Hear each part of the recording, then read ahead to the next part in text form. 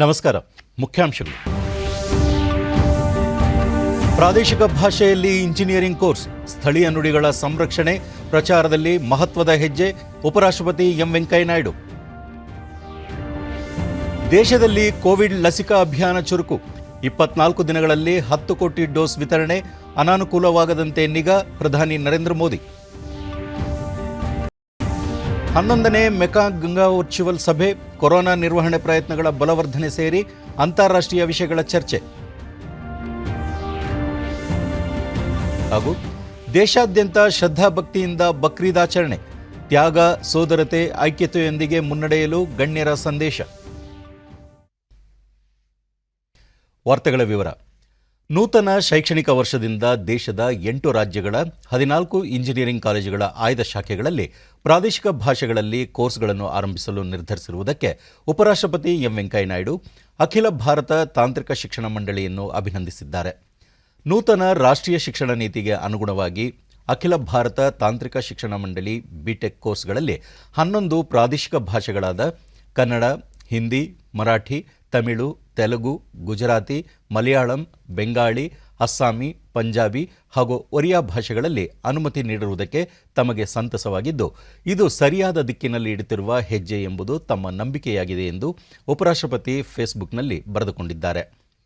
ಇನ್ನೂ ಹೆಚ್ಚಿನ ತಾಂತ್ರಿಕ ಮತ್ತು ವೃತ್ತಿಪರ ಕೋರ್ಸ್ಗಳನ್ನು ಪ್ರಾದೇಶಿಕ ಭಾಷೆಗಳಲ್ಲಿ ನೀಡುವ ನಿಟ್ಟಿನಲ್ಲಿ ಮುಂದಡಿಯಿರಿಸಬೇಕು. ಇದರಿಂದ ವಿದ್ಯಾರ್ಥಿಗಳಿಗೆ ವರದಾನವಾಗಲಿದೆ ಎಂದು ವೆಂಕಯ್ಯನಾಯ್ಡು ತಿಳಿಸಿದ್ದಾರೆ. ಭಾರತ ಶ್ರೀಮಂತ ಭಾಷೆ ಹಾಗೂ ಸಾಂಸ್ಕೃತಿಕ ಪರಂಪರೆಗೆ ಹೆಸರುವಾಸಿಯಾಗಿದ್ದು, ನೂರಾರು ಭಾಷೆಗಳು ಹಾಗೂ ಸಾವಿರಾರು ಉಪಭಾಷೆಗಳಿಗೆ ನೆಲೆಯಾಗಿದೆ. ನಮ್ಮ ಭಾಷಾ ವೈವಿಧ್ಯವು ಶ್ರೀಮಂತ ಸಾಂಸ್ಕೃತಿಕ ಪರಂಪರೆಯ ಮೂಲಾಧಾರವಾಗಿದೆ ಎಂದು ತಿಳಿಸಿದ್ದಾರೆ. ಮಾತೃಭಾಷೆಯಲ್ಲಿ ಕಲಿಯುವುದು ಗ್ರಹಣಶಕ್ತಿ ಹಾಗೂ ಕಲಿಕೆಯ ಸಾಮರ್ಥ್ಯದ ಮಟ್ಟವನ್ನು ಹೆಚ್ಚಿಸುತ್ತದೆ. ಮತ್ತೊಂದು ಭಾಷೆಯಲ್ಲಿ ವಿಷಯ ಅರ್ಥ ಮಾಡಿಕೊಳ್ಳಲು ಮೊದಲು ಆ ಭಾಷೆಯನ್ನು ಕಲಿಯಬೇಕಾಗುತ್ತದೆ. ಅದಕ್ಕೆ ಸಾಕಷ್ಟು ಪರಿಶ್ರಮ ಅಗತ್ಯವಿದೆ. ಆದರೆ ತಮ್ಮದೇ ಆದ ಮಾತೃಭಾಷೆಯಲ್ಲಿ ಕಲಿಯುವಾಗ ಹೆಚ್ಚಿನ ಶ್ರಮದ ಅಗತ್ಯವಿಲ್ಲ. ಇಂಜಿನಿಯರಿಂಗ್, ವೈದ್ಯಕೀಯ, ಕಾನೂನಿನಂತಹ ಎಲ್ಲ ವೃತ್ತಿಪರ ಕೋರ್ಸ್ಗಳನ್ನು ಮಾತೃಭಾಷೆಯಲ್ಲಿ ಕಲಿಸುವ ದಿನಗಳನ್ನು ನೋಡಬೇಕೆಂಬುದು ತಮ್ಮ ಅಪೇಕ್ಷೆಯಾಗಿದೆ. ಈ ನಿಟ್ಟಿನಲ್ಲಿ ಪ್ರಧಾನಿ ನರೇಂದ್ರ ಮೋದಿ ಅವರ ಉಪಕ್ರಮ ಶ್ಲಾಘನೀಯ ಎಂದು ಉಪರಾಷ್ಟ್ರಪತಿ ಹೇಳಿದ್ದಾರೆ.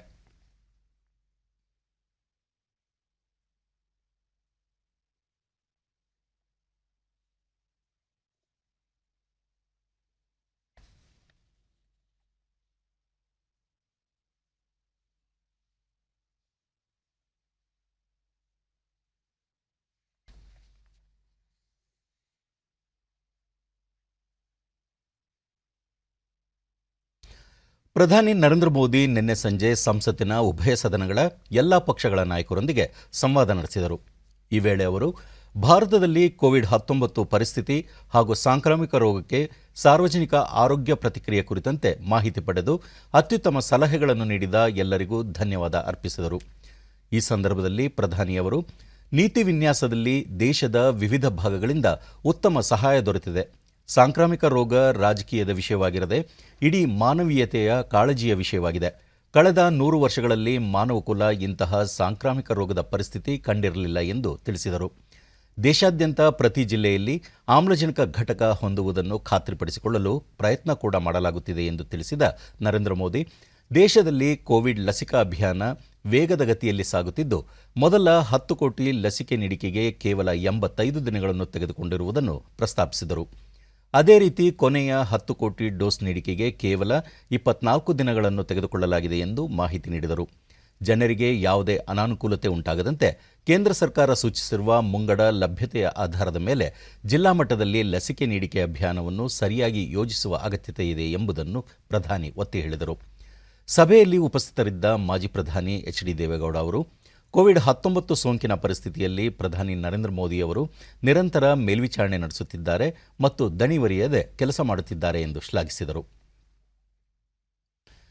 ವಿದೇಶಾಂಗ ವ್ಯವಹಾರಗಳ ಸಚಿವ ಡಾ ಎಸ್ ಜೈಶಂಕರ್ ಇಂದು ವರ್ಚುವಲ್ ಮಾಧ್ಯಮದ ಮೂಲಕ 11ನೇ ಮೆಕಾಂಗ್ ಗಂಗಾ ಸಹಯೋಗದ ಸಚಿವರ ಮಟ್ಟದ ಸಭೆಯಲ್ಲಿ ಭಾಗವಹಿಸಲಿದ್ದಾರೆ. ಕಾಂಬೋಡಿಯಾದ ವಿದೇಶಾಂಗ ಸಚಿವ ಫ್ರಾಕ್ ಸೋಕೋನ್ ಅವರೊಂದಿಗೆ ಈ ಸಭೆಯ ಸಹ ಅಧ್ಯಕ್ಷತೆಯನ್ನು ಎಸ್ ಜೈಶಂಕರ್ ವಹಿಸಿಕೊಳ್ಳಲಿದ್ದಾರೆ. ಲಾವೋಸ್, ಮ್ಯಾನ್ಮಾರ್, ಥಾಯ್ಲೆಂಡ್ ಮತ್ತು ವಿಯೆಟ್ನಾಂನ ವಿದೇಶಾಂಗ ಸಚಿವರು ವಿಡಿಯೋ ಕಾನ್ಫರೆನ್ಸ್ ಮೂಲಕ ಸಭೆಯಲ್ಲಿ ಭಾಗವಹಿಸಲಿದ್ದಾರೆ.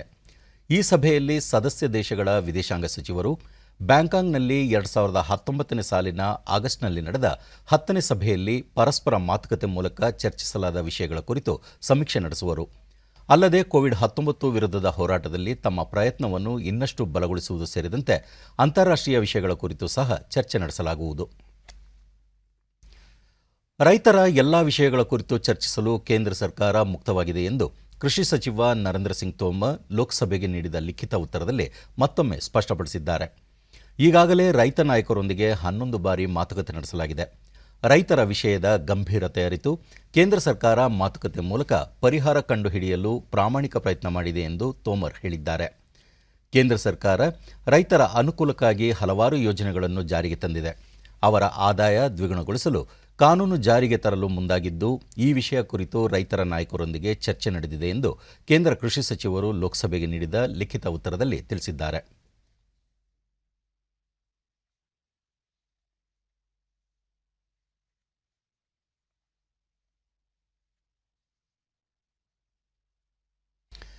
ಕೋವಿಡ್-19 ಸಾಂಕ್ರಾಮಿಕ ಸಂದರ್ಭದಲ್ಲಿ ವೈದ್ಯಕೀಯ ಆಮ್ಲಜನಕದ ಕೊರತೆಯಿಂದ ಉಂಟಾದ ಸಾವಿನ ಕುರಿತು ರಾಜ್ಯಸಭೆಯಲ್ಲಿ ಕೇಂದ್ರ ಸರ್ಕಾರ ನೀಡಿರುವ ಉತ್ತರವನ್ನು ಪ್ರಶ್ನಿಸಿರುವ ಪ್ರತಿಪಕ್ಷಗಳ ಕ್ರಮವನ್ನು ಬಿಜೆಪಿ ಇಂದು ಟೀಕಿಸಿದೆ.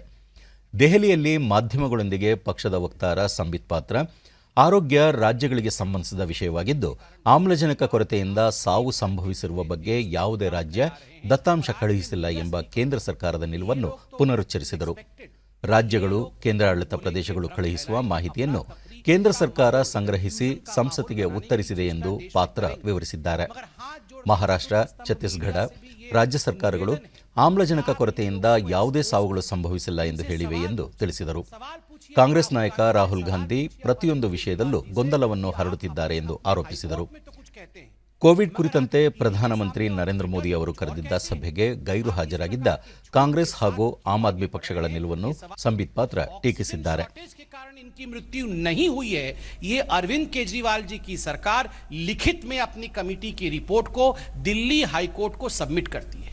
अरविंद केजरीवाल जी, कल आप इस पे सवाल पूछ रहे थे, मनीष सिसोदिया जी पूछ रहे थे. आप बताइए, क्या आपकी सरकार ने जो केंद्र को आंकड़े दिए हैं उसमें से एक भी मरीज की मृत्यु ऑक्सीजन शॉर्टेज के कारण हुआ है, ऐसा लिख के दिया है क्या? टीवी में कुछ और टीवी के बाहर कुछ, ये राजनीति रुकनी चाहिए. ಆದಾಯ ತೆರಿಗೆಯ ಫಾರಂ 15 ಸಿಎ ಹಾಗೂ 15 ಸಿಬಿಗಳ ವಿದ್ಯುನ್ಮಾನದ ಮೂಲಕ ಸಲ್ಲಿಕೆಗೆ ಕೇಂದ್ರೀಯ ನೇರ ತೆರಿಗೆಗಳ ಮಂಡಳಿ ಸಿಬಿಡಿಟಿ ಮತ್ತಷ್ಟು ಸಡಿಲಿಕೆ ಕಲ್ಪಿಸಿದ್ದು, ಸಲ್ಲಿಕೆಯ ಕೊನೆಯ ದಿನವನ್ನು ಜುಲೈ 15ರಿಂದ ಆಗಸ್ಟ್ 15ರವರೆಗೆ ವಿಸ್ತರಿಸಿದೆ. ತೆರಿಗೆದಾರರು ಈಗ ಅಧಿಕೃತ ಪ್ರತಿನಿಧಿಗಳಿಗೆ ಈ ಫಾರಂಗಳನ್ನು ಮುಂದಿನ ತಿಂಗಳ 15ರವರೆಗೆ ಮುಖತಃ ಸಲ್ಲಿಸಬಹುದಾಗಿದೆ. ವಿದೇಶಿ ಸ್ವೀಕೃತಿ ಉದ್ದೇಶಕ್ಕಾಗಿ ಇಂತಹ ಫಾರಂಗಳನ್ನು ಅಧಿಕೃತ ಡೀಲರ್ಗಳು ಸ್ವೀಕರಿಸಲು ಸಿಬಿಡಿಟಿ ಸಲಹೆ ನೀಡಿದೆ.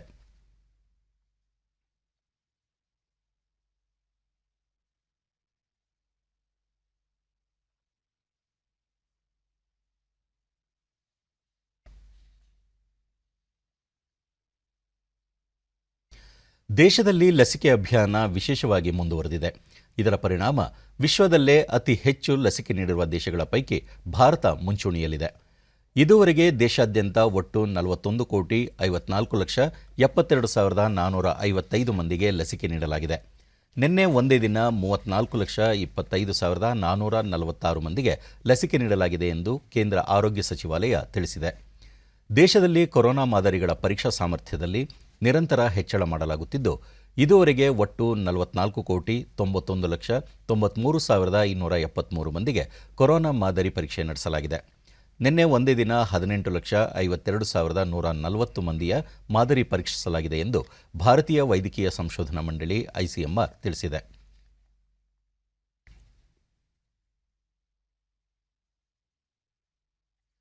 ದೇಶದಲ್ಲಿ ಕಳೆದ 24 ಗಂಟೆಗಳಲ್ಲಿ 42,015 ಹೊಸ ಕೊರೋನಾ ಸೋಂಕು ಪ್ರಕರಣಗಳು ದಾಖಲಾಗಿದೆ. ಒಟ್ಟು ಸೋಂಕಿತರ ಸಂಖ್ಯೆ 3,12,16,337ಕ್ಕೆ ತಲುಪಿದೆ. ಇದೇ ಅವಧಿಯಲ್ಲಿ 36,977 ಮಂದಿ ಚೇತರಿಸಿಕೊಂಡು ವಿವಿಧ ಆಸ್ಪತ್ರೆಗಳಿಂದ ಬಿಡುಗಡೆಯಾಗಿದ್ದಾರೆ. ಇದರೊಂದಿಗೆ ಒಟ್ಟಾರೆ ಗುಣಮುಖರಾದವರ ಸಂಖ್ಯೆ 3,90,90,687ಕ್ಕೆ ಹೆಚ್ಚಳವಾಗಿದೆ. ಚೇತರಿಕೆ ಪ್ರಮಾಣ 97.36%. ಒಟ್ಟು 4,07,170 ಸಕ್ರಿಯ ಪ್ರಕರಣಗಳಿವೆ. ಈ ಪ್ರಮಾಣ 1.3%. ಇದೇ ಅವಧಿಯಲ್ಲಿ 3,998 ಮಂದಿ ಮೃತಪಟ್ಟಿದ್ದು, ಇದರೊಂದಿಗೆ ಒಟ್ಟಾರೆ 4,18,480 ಮಂದಿ ಸಾವಿಗೀಡಾದಂತಾಗಿದೆ. ಇದು ಶೇಕಡ 1.34ರಷ್ಟಿದೆ. ಕೃಷಿಕರ ಆರ್ಥಿಕ ಸಬಲೀಕರಣಕ್ಕೆ ಪೂರಕವಾಗಿ ಕೇಂದ್ರ ಹಾಗೂ ರಾಜ್ಯ ಸರ್ಕಾರಗಳು ಅನೇಕ ರೈತ ಸ್ನೇಹಿ ಯೋಜನೆಗಳನ್ನು ಜಾರಿಗೆ ತಂದಿವೆ. ರಾಜ್ಯ ಸರ್ಕಾರದ ಪರಿಸರ, ಜೀವಿ ವೈವಿಧ್ಯ ಹಾಗೂ ಅರಣ್ಯ ಇಲಾಖೆಯ ಸಾಮಾಜಿಕ ಅರಣ್ಯ ವಿಭಾಗ ರಾಷ್ಟ್ರೀಯ ಬ್ಯಾಂಬೂ ಮಿಷನ್ ಯೋಜನೆಯಡಿ ರೈತರಿಗೆ ಬಿದಿರಿನ ಅಂಗಾಂಶಗಳನ್ನು ಉಚಿತವಾಗಿ ನೀಡಿ ಹೊಲಗದ್ದೆಗಳಲ್ಲಿ ಬೆಳೆಯಲು ಸಹಕರಿಸುತ್ತಿದೆ. ಶಿವಮೊಗ್ಗ ಜಿಲ್ಲೆಯ ಹಲವು ರೈತರು ಈ ಯೋಜನೆಯನ್ನು ಸದುಪಯೋಗಪಡಿಸಿಕೊಂಡಿದ್ದಾರೆ. ಜಿಲ್ಲೆಯಲ್ಲಿ 61,681 ಬಿದಿರು ಗಿಡಗಳನ್ನು ರೈತರಿಗೆ ನೀಡಲಾಗಿದ್ದು, ಬೆಳೆದ ಬಿದಿರಿಗೆ ಮಾರುಕಟ್ಟೆ ಒದಗಿಸಲು ಸರ್ಕಾರ ಯೋಜನೆ ರೂಪಿಸುತ್ತಿದೆ. ಬಹುಪಯೋಗಿ ಬೆಳೆಯಾದ ಬಿದಿರು, ಕಾಗದ, ಊದುಕಡ್ಡಿ ತಯಾರಿಕೆ, ಕಲಾಕೃತಿಗಳ ನಿರ್ಮಾಣಕ್ಕೆ ಹೆಸರಾಗಿದೆ. ಇಲ್ಲಿನ ಬಿದಿರು ಕಲಾಕೃತಿಗಳು ಹೊರ ದೇಶಗಳಲ್ಲೂ ಬೇಡಿಕೆ ಹೊಂದಿವೆ. ಇದೀಗ ಸರ್ಕಾರವೇ ಈ ಬೆಳೆಗೆ ಅಗತ್ಯ ಪ್ರೋತ್ಸಾಹ ನೀಡುತ್ತಿರುವುದು ವಿಶೇಷವಾಗಿದೆ.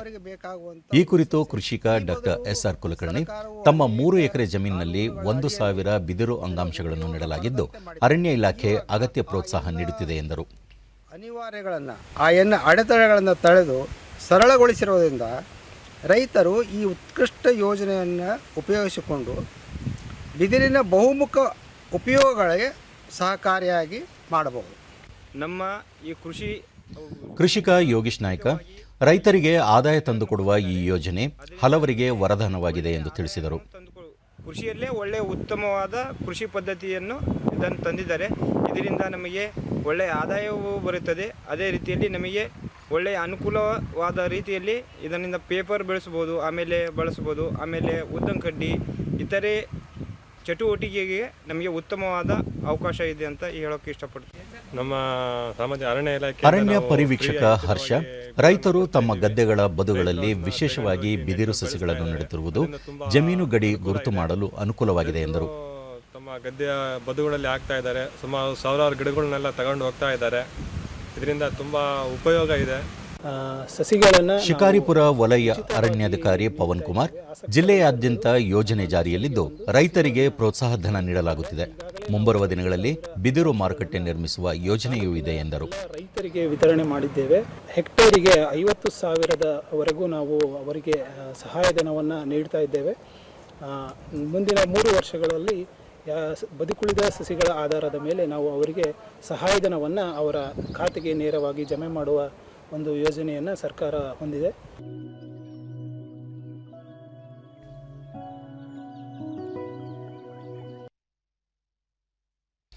ಕೋಟೆನಾಡು ಚಿತ್ರದುರ್ಗ ನಗರದಲ್ಲಿ ಕೇಂದ್ರ ಸರ್ಕಾರದ ಅಮೃತ ಸಿಟಿ ಯೋಜನೆಯಡಿ 5 ಉದ್ಯಾನವನಗಳನ್ನು ಅಭಿವೃದ್ಧಿಗೊಳಿಸಿ ಸಾರ್ವಜನಿಕರಿಗೆ ಮುಕ್ತಗೊಳಿಸಲಾಗಿದೆ. ಹಲವು ವರ್ಷಗಳಿಂದ ನಿರ್ಲಕ್ಷ್ಯಕ್ಕೆ ಒಳಗಾಗಿದ್ದ ಪಾರ್ಕ್ಗಳಲ್ಲಿ ಮಕ್ಕಳ ಆಟದ ವಿಭಾಗ, ಜಿಮ್, ನಡಿಗೆ ಪಥ, ಹಸಿರು ಹಾಸು, ಸಂಗೀತ ಕಾರಂಜಿ ಇತ್ಯಾದಿಗಳನ್ನು ಅಭಿವೃದ್ಧಿಪಡಿಸಲಾಗಿದೆ. ಪಾರ್ಕ್ಗಳಿಗೆ ಮರುಜೀವ ನೀಡಿರುವುದಕ್ಕೆ ಸಾರ್ವಜನಿಕರು ಮೆಚ್ಚುಗೆ ವ್ಯಕ್ತಪಡಿಸಿದ್ದಾರೆ.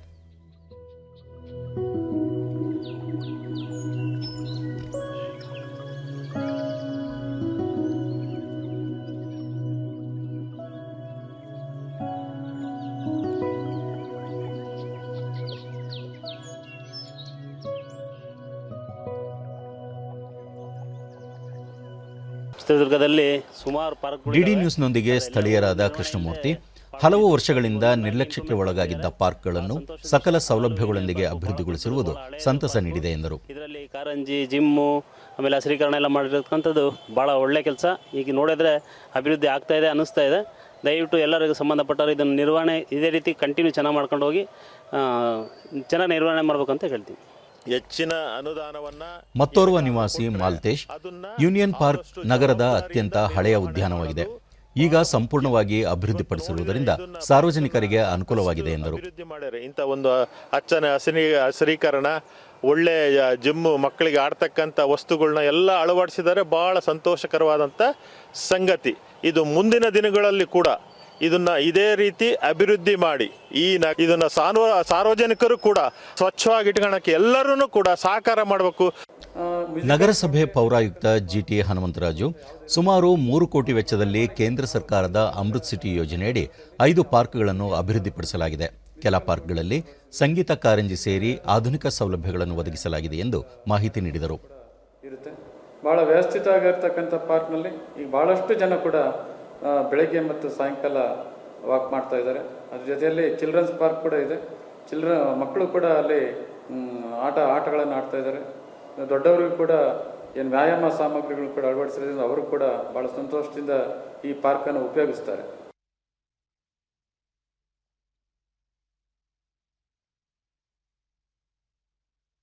ಮನಸ್ಸಿದ್ದರೆ ಮಾರ್ಗ ಎಂಬಂತೆ ಸಾಧನೆ ಮಾಡಬೇಕು ಎಂಬ ಮನಸ್ಸು ಬೇಕು. ಸೂಕ್ತ ವೇದಿಕೆ ಮತ್ತು ಪ್ರೋತ್ಸಾಹ ಇದ್ದರೆ ಯಾವ ಸಾಧನೆ ಬೇಕಾದರೂ ಮಾಡಬಹುದು ಎಂಬುದಕ್ಕೆ ಉದಾಹರಣೆ ಮಂಗಳೂರಿನ ಆದಿಸ್ವರೂಪ ಎಂಬ ವಿದ್ಯಾರ್ಥಿನಿ. ಎಸ್ಎಸ್ಎಲ್ಸಿ ಪಠ್ಯವನ್ನು ಸಂಪೂರ್ಣ ಚಿತ್ರಗಳಲ್ಲೇ ಬಿಡಿಸಿರುವ ಆದಿಸ್ವರೂಪ ಇಂಡಿಯಾ ಬುಕ್ ಆಫ್ ರೆಕಾರ್ಡ್ಸ್ ದಾಖಲೆಯನ್ನು ತನ್ನ ಮುಡಿಗೇರಿಸಿಕೊಂಡಿದ್ದಾರೆ. ಆದಿಸ್ವರೂಪ ಮಂಗಳೂರಿನ ಸ್ವರೂಪ ಅಧ್ಯಯನ ಕೇಂದ್ರದ ನಿರ್ದೇಶಕ ಗೋಪಾಟ್ಕರ್ ಮತ್ತು ಪ್ರಾಂಶುಪಾಲರಾದ ಸುಮಾ ಗೋಪಾಟ್ಕರ್ ದಂಪತಿಯ ಏಕೈಕ ಪುತ್ರಿ. ಆದಿಸ್ವರೂಪ 10ನೇ ತರಗತಿ ವಿದ್ಯಾರ್ಥಿನಿಯಾಗಿದ್ದು ಈವರೆಗೆ ಶಾಲೆಯ ಮೆಟ್ಟಿಲು ಹತ್ತದೆ ಸ್ವಕಲಿಕೆಯ ಮೂಲಕವೇ ಸಾಧನೆ ಮಾಡಿದ್ದಾರೆ. ಈ ಬಾರಿ ಎಸ್ಎಸ್ಎಲ್ಸಿ ಪರೀಕ್ಷೆಯಲ್ಲೂ ಉತ್ತಮ ಅಂಕ ಗಳಿಸುವ ವಿಶ್ವಾಸ ಅವರಲ್ಲಿದೆ. ಆದಿಸ್ವರೂಪ ಈಗಾಗಲೇ ಹಾಡುತ್ತಾ ಅದೇ ಸಮಯದಲ್ಲಿ 2 ಕೈಗಳಲ್ಲಿ ವಿಭಿನ್ನ ಭಾಷೆಗಳಲ್ಲಿ ಬರೆಯುವ ಮೂಲಕ ದಾಖಲೆ ನಿರ್ಮಿಸಿದ್ದಾರೆ. ಇದೀಗ ಸುಲಭವಾಗಿ ಎಸ್ಎಸ್ಎಲ್ಸಿಯ ಪಾಠಗಳನ್ನು ಹೇಗೆ ಕಲಿತೆ ಎಂಬುದನ್ನು ಇತರ ವಿದ್ಯಾರ್ಥಿಗಳಿಗೆ ತೋರಿಸಲು ಈ ಪ್ರಯತ್ನ ಮಾಡಿದ್ದು ದಾಖಲೆಯಾಗಿದೆ.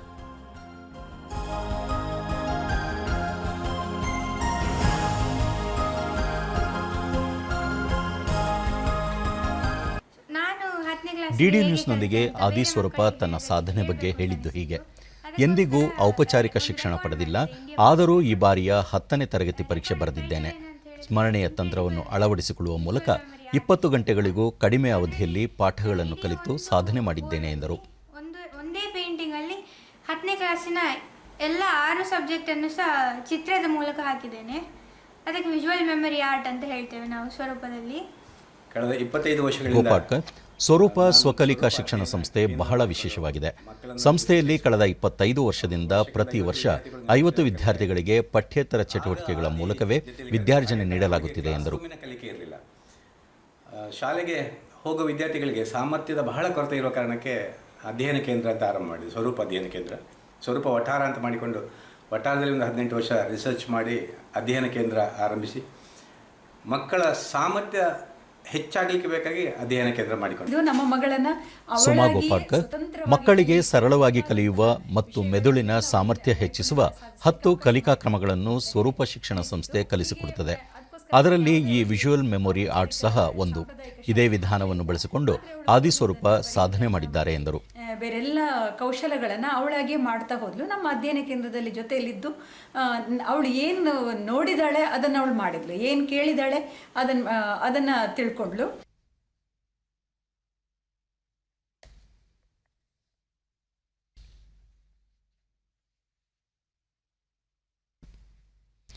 ವಿಜಯಪುರ ಜಿಲ್ಲೆಯಲ್ಲಿ ಪ್ರಧಾನಮಂತ್ರಿ ಗರೀಬ್ ಕಲ್ಯಾಣ್ ಯೋಜನೆ ಹಾಗೂ ರಾಜ್ಯ ಸರ್ಕಾರದ ಅನ್ನಭಾಗ್ಯ ಯೋಜನೆಗಳಡಿ ಜುಲೈ ತಿಂಗಳ ಪಡಿತರ ವಿತರಣೆ ಕಾರ್ಯ ಚುರುಕುಗೊಂಡಿದೆ. ನಗರದಲ್ಲಿ ನ್ಯಾಯಬೆಲೆ ಅಂಗಡಿಗಳ ಮೂಲಕ ಫಲಾನುಭವಿಗಳಿಗೆ ತಿಂಗಳು ಪೂರ್ತಿ ಉಚಿತವಾಗಿ ಪಡಿತರ ವಿತರಣೆ ಮಾಡಲಾಗುತ್ತಿದೆ. ಸಾರ್ವಜನಿಕರ ಬೇಡಿಕೆ ಮೇರೆಗೆ ಉತ್ತರ ಕರ್ನಾಟಕ ಭಾಗದ ಪ್ರಧಾನ ಆಹಾರ ಧಾನ್ಯ ಜೋಳದ ವಿತರಣೆಗೆ ಹೆಚ್ಚಿನ ಪ್ರಾಶಸ್ತ್ಯ ನೀಡಿರುವುದು ವಿಶೇಷವಾಗಿದೆ.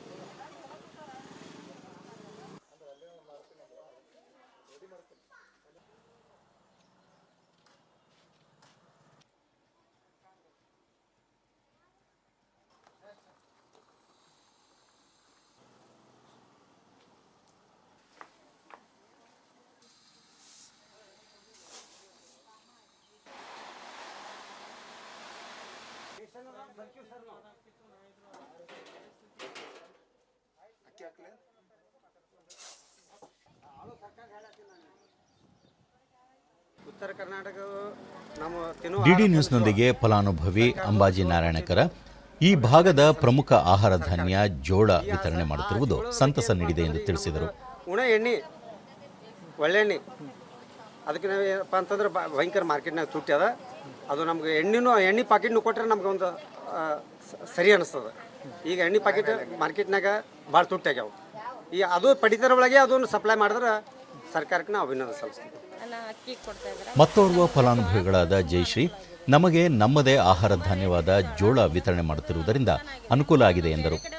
ನಮ್ದು ಕಾರ್ಡು ಇವು ಅನ್ನಾಗ ಹೇಳೋಣ ಇಲ್ಲ ಬರೀ ಇಲ್ಲೇ ಅಂದ್ರು ಅಲ್ಲಿ ಸರಿ ಕೊಡಲ್ಲ ಅಂತ ಇಲ್ಲೇ ತಗೋತಾ ಇದ್ದೀವಿ. ಪ್ರತಿಯೊಂದು ನಮಗೆ ಹೆಲ್ಪ್ ಕೊಡ್ತಾ ಇದ್ದಾರೆ, ಎಲ್ಲ ಸರಿಯಾಗಿ ಕೊಡ್ತಾರೆ. ಫಲಾನುಭವಿ ಪರಶುರಾಮ ಕಾಂಬ್ಳೆ, ತಿಂಗಳ ಪೂರ್ತಿ ವಿತರಣೆ ಮಾಡುತ್ತಿರುವ ಪಡಿತರ ಪಡೆಯಲು ಹೆಚ್ಚಿನ ಸಮಯಾವಕಾಶ ಸಿಕ್ಕಿದೆ ಎಂದು ತಿಳಿಸಿದರು. ಇದರಿಂದ ನಮ್ಮ ಉತ್ತರ ಕನ್ನಡ ಜನರಿಗೆ ಭಾಳ ಸಹಾಯ ಆಗಿದೆ. ಯಾಕಂದರೆ ನಾವು ರೊಟ್ಟಿ ಚಪಾತಿ ತಿನ್ನೋ ಮನುಷ್ಯರು, ನಮ್ಗೆ ಅದಿಲ್ಲ ಅಂದರೆ ಊಟ ಆಗೋದಿಲ್ಲ. ಯಾಕಂದ್ರೆ ಬೆಳಗ್ಗೆ ಎದ್ದು ನಾಷ್ಟನೂ ಅದನ್ನೇ ಮಾಡ್ತೀವಿ, ಊಟನೂ ಅದೇ, ಎಲ್ಲ ನಮ್ಮದು ರೊಟ್ಟಿ. ಅಂತ್ಯೋದಯ ಅನ್ನ ಯೋಜನೆ ಕಾರ್ಡ್ ಆಹಾರ ಮತ್ತು ನಾಗರಿಕ ಪೂರೈಕೆ ಇಲಾಖೆ ಉಪನಿರ್ದೇಶಕ ಸಿದ್ದರಾಮ ಮಾರಿಹಾಳ, ಜಿಲ್ಲೆಯ 43,000 ಅಂತ್ಯೋದಯ ಕಾರ್ಡ್ದಾರರು ಮತ್ತು 4,60,000 ಬಿಪಿಎಲ್ ಕಾರ್ಡ್ದಾರರಿಗೆ ಅಕ್ಕಿ ಮತ್ತು ಗೋಧಿಯ ಜೊತೆಗೆ 54,827 ಕ್ವಿಂಟಾಲ್ ಜೋಳವನ್ನು ವಿತರಿಸಲಾಗುತ್ತಿದೆ ಎಂದು ಮಾಹಿತಿ ನೀಡಿದರು. ತಲಾ 5 kg ಅಂತ್ಯೋದಯ ಮತ್ತು ಬಿಪಿಎಲ್ ಕಾರ್ಡ್ದಾರರಿಗೆ ಅಕ್ಕಿಯನ್ನು ಕೊಡೋದ್ರ ಮೂಲಕ ಸಹಾಯ ಹಸ್ತವನ್ನು ಚಾಚಿದೆ. ಈ ಸಂದರ್ಭದಲ್ಲಿ ಜೋಳ, ಗೋಧಿ ಮತ್ತು ಅಕ್ಕಿಯನ್ನು ಕೊಡ್ತಾ ಇದ್ದೀವಿ. ಬಿಪಿಎಲ್ ಕಾರ್ಡ್ದಾರರಿಗೆ ತಲಾ 3 kg ಜೋಳ, 2 kg ಅಕ್ಕಿಯನ್ನು ಕೊಡ್ತಾ ಇದ್ದೀವಿ. ಕಾರ್ಡ್ಗೆ 2 kg ಗೋಧಿಯನ್ನು ಕೊಡ್ತಾ ಇದ್ದೀವಿ. ಕೋವಿಡ್ ನಿಯಂತ್ರಣಕ್ಕಾಗಿ ವಿಧಿಸಲಾದ ನಿರ್ಬಂಧಗಳಿಂದ ಸಂಕಷ್ಟಕ್ಕೊಳಗಾದ ದುರ್ಬಲ ವರ್ಗದವರು, ಅಸಂಘಟಿತ ವಲಯದ ಕಾರ್ಮಿಕರು, ಶ್ರಮಿಕರಿಗೆ ಸರ್ಕಾರದಿಂದ ಘೋಷಣೆ ಮಾಡಿರುವ ಸಹಾಯಧನವನ್ನು ನೇರ ನಗದು ವರ್ಗಾವಣೆ ಮೂಲಕ ಜಮೆ ಮಾಡುವ ಕಾರ್ಯಕ್ರಮ ಚಾಮರಾಜನಗರ ಜಿಲ್ಲೆಯಲ್ಲಿ ಕೂಡ ಯಶಸ್ವಿಯಾಗಿ ಅನುಷ್ಠಾನಗೊಂಡಿದೆ.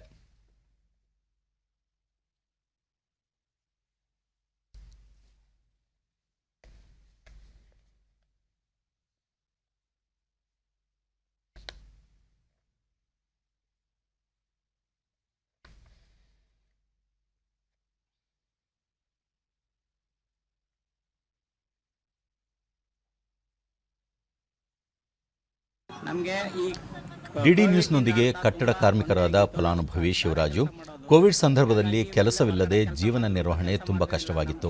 ಸರ್ಕಾರ ಆರ್ಥಿಕ ಸಹಾಯ ನೀಡಿರುವುದು ಜೀವನ ನಿರ್ವಹಣೆಗೆ ಸಹಕಾರಿಯಾಗಿದೆ ಎಂದರು. ಲಾಕ್ಡೌನ್ ಆಗಿರೋದ್ರಿಂದ ಮತ್ತೆ ಈಗ ನಮ್ಮ ಜೀವನಕ್ಕೆ ತುಂಬ ತೊಂದರೆ ಆಗಿತ್ತು. ಈಗ ನಮಗೆ ಅಕೌಂಟ್ಗೆ ನೇರವಾಗಿ 3,000 ಸಹಾಯಧನ ಹಾಕವ್ರೆ ಸರ್ಕಾರದಿಂದ.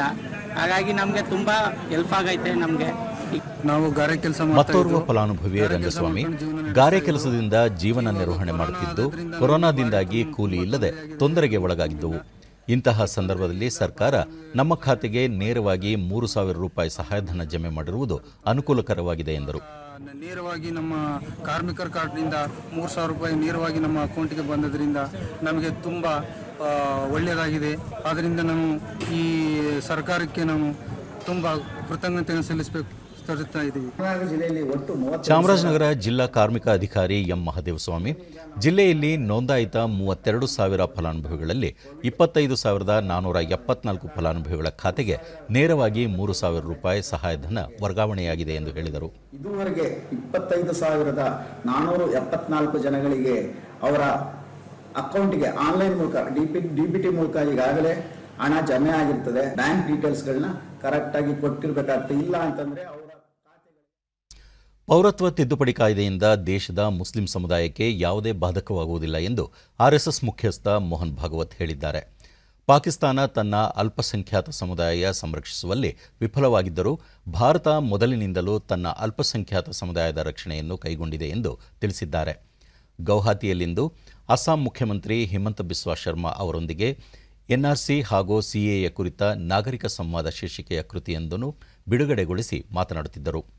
ನಮ್ಮ ಸಂವಿಧಾನದಲ್ಲಿ ಹೇಳಿರುವಂತೆ ಪ್ರತಿಯೊಬ್ಬ ನಾಗರಿಕನು ತನ್ನ ಕರ್ತವ್ಯಗಳನ್ನು ಕಟ್ಟುನಿಟ್ಟಾಗಿ ಅನುಸರಿಸಬೇಕು ಎಂದು ಭಾಗವತ್ ಒತ್ತಿ ಹೇಳಿದರು. 5,000 ವರ್ಷಗಳ ಸಂಸ್ಕೃತಿಯ ಆಧಾರದ ಮೇಲೆ ಭಾರತ ಇಡೀ ಜಗತ್ತಿಗೆ ಜಾತ್ಯತೀತತೆ ಪಾಠವನ್ನು ಬೋಧಿಸಿದೆ ಎಂದರು.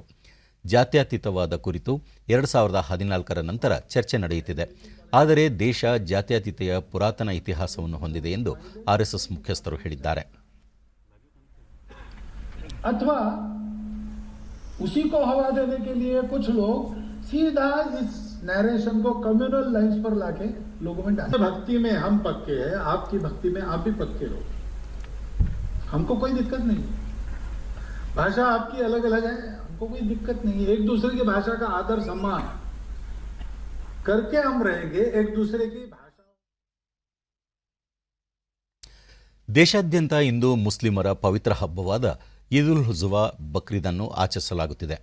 ಮುಸ್ಲಿಂ ಸಮುದಾಯದವರು ಬೆಳಗ್ಗೆಯೇ ಮಸೀದಿಗಳಿಗೆ ತೆರಳಿ ಪ್ರಾರ್ಥನೆ ಸಲ್ಲಿಸಿದರು. ಕೋವಿಡ್-19 ಸಾಂಕ್ರಾಮಿಕದ ಹಿನ್ನೆಲೆಯಲ್ಲಿ ಪ್ರಾರ್ಥನಾ ಮಂದಿರಗಳ ಸಾಮರ್ಥ್ಯದ ಅರ್ಧದಷ್ಟು ಮಂದಿಗೆ ಮಾತ್ರ ಪ್ರಾರ್ಥನೆ ಸಲ್ಲಿಸಲು ಅವಕಾಶ ಕಲ್ಪಿಸಲಾಗಿದೆ. ಕೆಲವು ಭಾಗಗಳಲ್ಲಿ ಕುಟುಂಬದವರು ಮನೆಯಲ್ಲಿಯೇ ಪ್ರಾರ್ಥನೆ ಸಲ್ಲಿಸಿ ಶುಭಾಶಯ ವಿನಿಮಯ ಮಾಡಿಕೊಂಡರು. ಬಕ್ರೀದ್ ಹಬ್ಬದ ಅಂಗವಾಗಿ ಅನೇಕ ಗಣ್ಯರು ಮುಸ್ಲಿಂ ಸಮುದಾಯದವರಿಗೆ ಶುಭಾಶಯ ಕೋರಿದ್ದಾರೆ.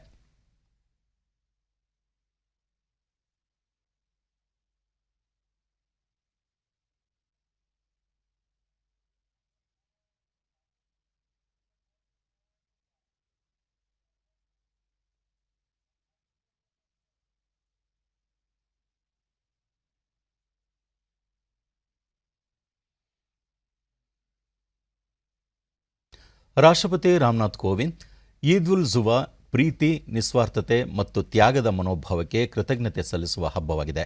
ಏಕತೆ ಮತ್ತು ಭ್ರಾತೃತ್ವ ಸಾರುವ ಈ ಉತ್ಸವ ಸಂತೋಷ ಹಂಚಿಕೊಳ್ಳಲು ಮತ್ತು ಬಡ ಹಾಗೂ ನಿರ್ಗತಿಕ ಜನರಿಗೆ ಸಹಾಯ ಮಾಡುವ ಅವಕಾಶವಾಗಿದೆ ಎಂದು ತಮ್ಮ ಸಂದೇಶದಲ್ಲಿ ತಿಳಿಸಿದ್ದಾರೆ. ಉಪರಾಷ್ಟ್ರಪತಿ ವೆಂಕಯ್ಯನಾಯ್ಡು ತ್ಯಾಗದ ಹಬ್ಬ ಈದ್ ಉಲ್ ಜುಹಾ ಕುಟುಂಬಗಳು ಮತ್ತು ಸಮುದಾಯಗಳು ಒಗ್ಗೂಡಿ ಆಚರಿಸುವ ಹಬ್ಬವಾಗಿದೆ. ಈ ಹಬ್ಬ ಜೀವನದಲ್ಲಿ ಶಾಂತಿ, ಸಾಮರಸ್ಯ ಮತ್ತು ಸಂತೋಷ ತರುತ್ತದೆ. ಕೋವಿಡ್-19 ಸುರಕ್ಷತಾ ಕ್ರಮಗಳನ್ನು ಅನುಸರಿಸುವ ಮೂಲಕ ಹಬ್ಬ ಆಚರಿಸಬೇಕು ಎಂದು ಟ್ವೀಟ್ನಲ್ಲಿ ತಿಳಿಸಿದ್ದಾರೆ. ಪ್ರಧಾನಿ ನರೇಂದ್ರ ಮೋದಿ ಈ ದಿನ ಸಾಮೂಹಿಕ ಸಹಾನುಭೂತಿ, ಸದ್ಭಾವ ಮತ್ತು ಒಳ್ಳೆಯ ಸೇವೆಯಲ್ಲಿ ತೊಡಗಿಕೊಂಡು ಮುನ್ನಡೆಯಬೇಕು. ಈದ್ ಉಲ್ ಜುಹಾ ಅಂಗವಾಗಿ ದೇಶದ ಜನತೆಗೆ ಶುಭಾಶಯಗಳು ಎಂದು ಟ್ವೀಟ್ ಮಾಡಿದ್ದಾರೆ. ಮುಖ್ಯಮಂತ್ರಿ ಬಿಎಸ್ ಯಡಿಯೂರಪ್ಪ ನಾಡಿನ ಎಲ್ಲ ಮುಸ್ಲಿಂ ಬಾಂಧವರಿಗೆ ಪವಿತ್ರ ಬಕ್ರೀದ್ ಹಬ್ಬದ ಶುಭಾಶಯಗಳು. ತ್ಯಾಗ ಬಲಿದಾನಗಳ ಸಂಕೇತವಾಗಿರುವ ಈದ್ ಉಲ್ ಜುಹಾ ಎಲ್ಲರ ನೋವುಗಳನ್ನು ಕಳೆದು ಆರೋಗ್ಯ ನಲಿವುಗಳನ್ನು ಹೊತ್ತು ತರಲಿ, ಪರಸ್ಪರ ಸಹೋದರತೆ, ಐಕ್ಯತೆಯನ್ನು ಇನ್ನಷ್ಟು ಬಲಪಡಿಸಲಿ ಎಂದು ಟ್ವೀಟ್ ಮಾಡಿದ್ದಾರೆ. ಸಾಂಸ್ಕೃತಿಕ ನಗರಿ ಮೈಸೂರಿನಲ್ಲಿ ತ್ಯಾಗ ಬಲಿದಾನ ಸಂಕೇತವಾಗಿರುವ ಬಕ್ರೀದ್ ಹಬ್ಬವನ್ನು ಮುಸ್ಲಿಮರು ಶ್ರದ್ಧಾಭಕ್ತಿಯಿಂದ ಆಚರಿಸಿದರು. ಕೋವಿಡ್-19 ಹಿನ್ನೆಲೆಯಲ್ಲಿ ವ್ಯಕ್ತಿಗತ ಅಂತರ ಕಾಯ್ದುಕೊಂಡು ಪ್ರಾರ್ಥನೆ ಸಲ್ಲಿಸಿ ಶುಭಾಶಯ ವಿನಿಮಯ ಮಾಡಿಕೊಂಡರು. ಕೊರೋನಾ ಸೋಂಕಿನ ಹಿನ್ನೆಲೆಯಲ್ಲಿ ಈ ಬಾರಿ ಈದ್ಗಾ ಮೈದಾನದಲ್ಲಿ ಸಾಮೂಹಿಕ ಪ್ರಾರ್ಥನೆಗೆ ಅವಕಾಶವಿಲ್ಲದಿರುವ ಕಾರಣ ಪ್ರಾರ್ಥನಾ ಮಂದಿರಗಳಲ್ಲಿಯೇ ಪ್ರಾರ್ಥನೆ ಸಲ್ಲಿಸಬೇಕಾಯಿತು.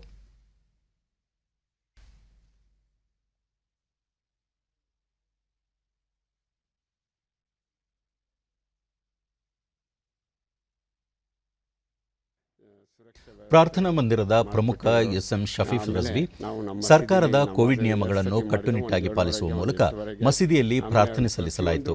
ಪ್ರಾರ್ಥನೆಗೆ ಬರುವವರು ಸ್ಯಾನಿಟೈಸರ್ ಬಳಸಿ ಮತ್ತು ಮಾಸ್ಕ್ ಧರಿಸಿ ಪ್ರಾರ್ಥನೆ ಸಲ್ಲಿಸಿದರು ಎಂದು ಹೇಳಿದರು. ಮತ್ತು ಮುಗ್ಗೆ ಮಾಸು ಮತ್ತು ಜಾನಿಮಾಸ್ ಮುಸಲ್ಲ ಅಂತ ಹೇಳ್ತೀವಿ, ಅದೆಲ್ಲ ನಾವು ಬದ್ಧವಾಗಿ ಜನರಿಗೆ ಹೇಳಿ ಅದಕ್ಕೆಲ್ಲ ಸಹಕಾರ ಮಾಡಿ ಇದು ಮಾಡಿದ್ವಿ. ಭಾಳ ಸುವ್ಯವಸ್ಥೆಯಿಂದ ಈ ಪ್ರೇಯರ್ ನಡೀತು.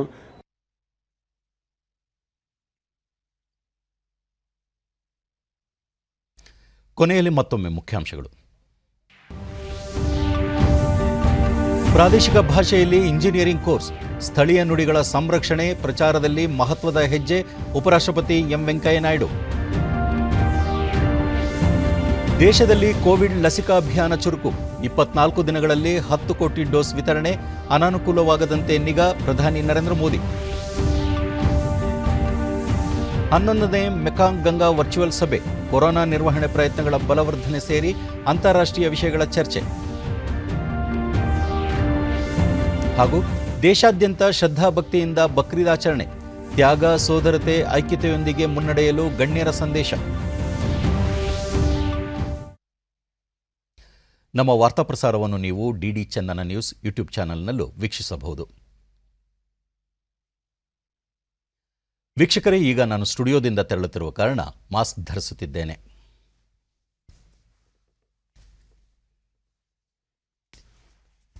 ನೀವು ಸಹ ಮನೆಯಿಂದ ಹೊರಹೋಗುವ ಮುನ್ನ ಸರಿಯಾದ ಕ್ರಮದಲ್ಲಿ ತಪ್ಪದೆ ಮಾಸ್ಕ್ ಧರಿಸಿ. ವ್ಯಕ್ತಿಗತ ಅಂತರ ಕಾಪಾಡಿಕೊಳ್ಳುವುದರೊಂದಿಗೆ ನೀವು ಸುರಕ್ಷಿತವಾಗಿರಿ, ನಿಮ್ಮವರನ್ನು ಸುರಕ್ಷಿತವಾಗಿರಿಸಿ. ನೈರ್ಮಲ್ಯಕ್ಕೆ ಆದ್ಯತೆ ನೀಡುವುದರ ಜೊತೆಗೆ ಸೋಂಕು ತಡೆಗೆ ಕೋವಿಡ್-19 ಲಸಿಕೆ ಪಡೆಯುವುದು ಅಗತ್ಯ. ನಮ್ಮ ಮುಂದಿನ ವಾರ್ತಾ ಪ್ರಸಾರ ಸಂಜೆ 7 ಗಂಟೆಗೆ. ನಮಸ್ಕಾರ. ದೂರದರ್ಶನ ಸುದ್ದಿ ವಿಭಾಗ ಪ್ರಸ್ತುತಪಡಿಸುವ ಒಲಿಂಪಿಕ್ಸ್ ಕುರಿತ ವಿಶೇಷ ಸಂಚಿಕೆ.